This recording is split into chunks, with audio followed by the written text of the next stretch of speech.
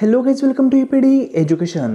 Guys, MS SET म्हणजे Maharashtra set हा exam दरवर्षीप्रमाणे यावर्षी 7 एप्रिल 2024 रोजी पुणे युनिव्हर्सिटी यांनी कंडक्ट केलेला आहे.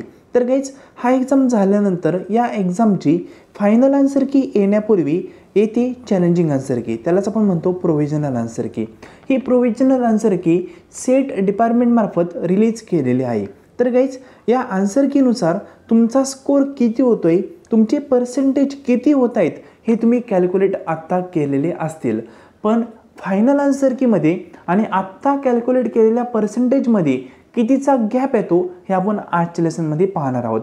आणि तो गॅप का येतो हे देखील आपण आजच्याच लेसनमध्ये कव्हर करणार आहोत. तर गाईज, आजचं लेसन सुरू करण्याआधी तुम्ही या चॅनलवर फर्स्ट टाईम असाल तर नेट, सेट आणि पेट या तीनही एक्झामच्या अपडेटसाठी या चॅनलला सबस्क्राईब करू शकता, किंवा या चॅनलची एक टेलिग्राम चॅनल आहे, त्याची लिंक तुम्हाला डिस्क्रिप्शन बॉक्समध्ये दिलेली आहे, त्यालाही जॉईन करू शकता. तिथेही तुम्हाला नेट, सेट आणि पेट या तीनही एक्झामबद्दल अपडेट कळवले जातात.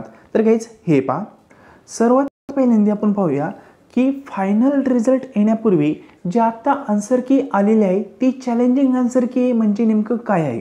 तर गाईज, चॅलेंजिंग आन्सर की म्हणजे एक अशी आन्सर की असते की त्यांनी जे आन्सर तुम्हाला सजेस्ट केलेले आहे, त्यांनी जे आन्सर त्यांच्या अकॉर्डिंग प्रोव्हाइड केलेले आहेत, त्या आन्सरला तुम्ही ॲज अ प्रोफेसर म्हणून किंवा ॲज अ असिस्टंट प्रोफेसर होणार आहात म्हणून तुमच्या नॉलेजच्या बेसवर त्याला चॅलेंज करू शकता.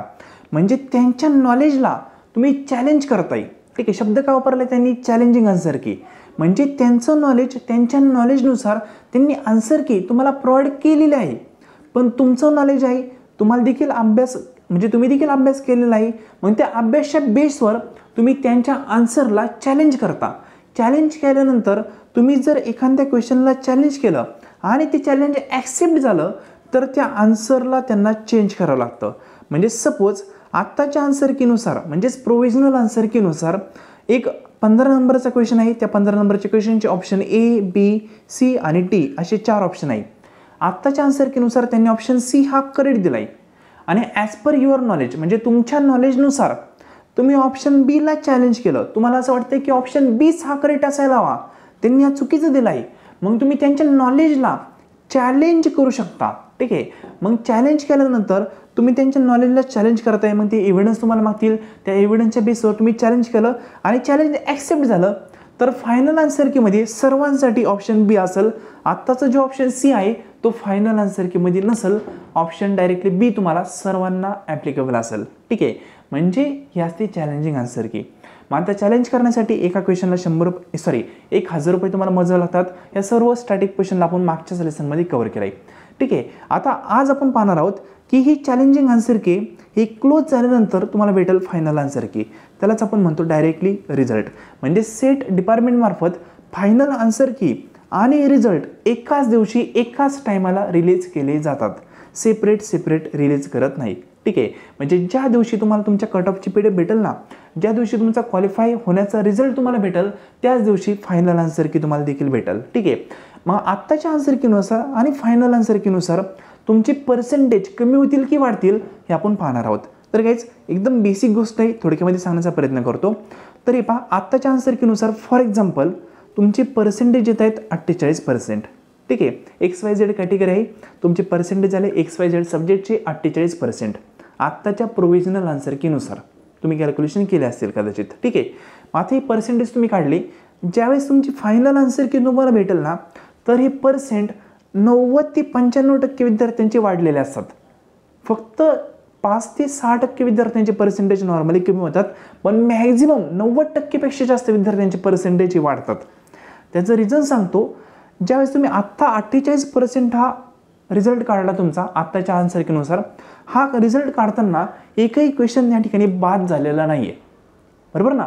सर्व क्वेश्चनचे आन्सर त्यांनी प्रोव्हाइड केलेले आहेत. मग ज्यावेळेस फायनल आन्सर की येते ना त्यावेळेस 150 पैकी कमीत कमी 2 ते 3 क्वेश्चन हे बाद होतात, म्हणजे कॅन्सल होतात, मिनिमम म्हणतोय मी. ठीक आहे, 150 पैकी 2 ते 3 क्वेश्चन हे कॅन्सल होणार आहेत. मग 2 ते 3 प्रश्न म्हणलं ना तर तुमचा तिथं लगेच 1-2% रिझल्ट हा वाढतो. ठीक आहे. म्हणजे रिझल्ट सर्वात जास्त वाढण्याचं कारण हे असतं कॅन्सल झालेले क्वेश्चन. तुमचं चॅलेंज ॲक्सेप्ट होतं आहे नाही होतं आहे विषय सोडून द्या, तो पुढचा गोष्ट, ठीक आहे. पण फक्त क्वेश्चन जे आहेत ना ते काही प्रमाणात बाद होणारच आहेत, 100 आणि 202% होणार आहेत, ठीक आहे. म्हणजे क्वेश्चन बाद होणार आहेत, त्याच्या बाद झालेल्या क्वेश्चनमुळं तुमचा रिझल्ट फायनल आन्सर किंवा वाढतो, हे लक्षात घ्या. म्हणजे फॉर एक्झाम्पल 2023चा कट ऑफ एका XYZ कॅटेगरीचा 48% होता आणि आत्ता पण तुम्हाला XYZ कॅटेगरीमध्ये XYZ सब्जेक्टमध्ये 48% पडत आहेत आत्ताच्या आन्सर कीनुसार. तर फायनल आन्सर कीमध्ये हे 48% न होता 50-51% तुम्हाला पाहायला भेटतील. डेफिनेटली तुम्हाला म्हणू शकतो जो गॅप आहे तो पाहायला भेटेल फायनल आन्सर कीनुसार. त्याचं रिझन मी तुम्हाला आत्ता सांगितलं. काही क्वेश्चन फायनल आन्सर कीमध्ये बाद होणारे, त्यांचं 9 आन्सर येणारे, म्हणजे सर्वांना त्याचे इक्वली मार्क भेटणारे. आणि आता दुसरा जो पॉईंट असतो तो म्हणजे क्वेश्चन चॅलेंज केलेत त्याचा. आता बरेच क्वेश्चन चॅलेंज केलेले असतात. मग ज्या क्वेश्चनला चॅलेंज केलं आहे त्या क्वेश्चनला चॅलेंज झाल्यानंतर तुम्ही जे आन्सर दिलं आहे तेच आन्सर फायनल आन्सर कीमध्ये आलं चेंज होऊन, ठीक आहे, चॅलेंज होऊन, तर त्यानुसार देखील तुमचा कट ऑफ वाढतो. आणि काही विद्यार्थ्यांचा आत्ताच्या आन्सर कीनुसार फायनल आन्सर कीमध्ये कट ऑफ कमी होतो. त्याचं पण रिझन सांगतो. आता एक XYZ क्वेश्चन आहे, फॉर एक्झाम्पल 16 नंबरचा क्वेश्चन आहे, त्याचा ऑप्शन ए तुम्ही दिलेला आहे आणि आत्ताच्या प्रोव्हिजनल आन्सर कीनुसार त्यांनी ऑप्शन एच करेक्ट दिलं आहे. पण त्या क्वेश्चनला एखाद्या विद्यार्थ्यांनी चॅलेंज केलं आणि चॅलेंज केल्यानंतर तुमचं बॅड लक म्हणा किंवा एक त्या विद्यार्थ्याचं गुड लक म्हणा, ठीक आहे, ऑप्शन बी हे त्यांनी चॅलेंज केलं आणि फायनल आन्सर कीमध्ये आला ऑप्शन बी. तर त्या ठिकाणी पहा तुम्ही आत्ताच्या आन्सर कीनुसार ऑप्शन ए हे करेक्ट होतं, तुम्ही त्याला पर्सेंटेजमध्ये काउंट केलं. पण फायनल आन्सर कीमध्ये ऑप्शन बी झालेलं आहे, म्हणजे तुमचा तो क्वेश्चन फायनल आन्सर कीमध्ये चुकणार आहे. मग असे फक्त 2-4% विद्यार्थी असतात की त्यांचे फायनल आन्सर कीमध्ये मार्क कमी होतात.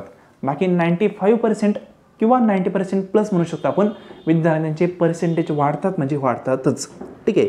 तर गाईज जे विद्यार्थी कट ऑफच्या जवळ आहेत, म्हणजे मागच्या वर्षीचा कट ऑफ आणि या वर्षीचा कट ऑफ यामध्ये फक्त त्यांचा 1%चा फरक आहे किंवा मागच्या वर्षीच्या कट ऑफ इतकेच पर्सेंटेज त्यांना आता पडलेले आहेत, तर त्या विद्यार्थ्यांना एक पॉझिटिव्ह चान्स आहेत, ते क्वालिफाय होऊ शकतात, कारण त्यांचा फायनल आन्सर कीनुसार कट ऑफ थोडासा वाढणार आहे, ठीक आहे. तर गाईज हे एक अनुभवानुसार जे नॉलेज भेटलं आहे ते मी तुमच्यासोबत शेअर केलं आहे, ठीक आहे.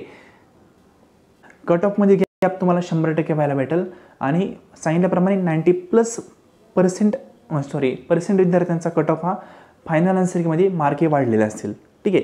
हे 100% होणार, कारण बरेच क्वेश्चन बाद होतात. आणि बाद का केले जातात, आत्ता ते बाद का करत नाही, त्यांना काही कळत नाही का आपण क्वेश्चन चुकीचं दिला आहे. तर एक त्यांचं इन्कम सोर्स तुम्ही कन्सिडर करा, ठीक आहे. म्हणजे एखाद्या क्वेश्चनला तुम्ही चॅलेंज करता, चॅलेंज करण्यासाठी 1000 रुपये त्या ठिकाणी तुम्हाला मोजावं लागतात.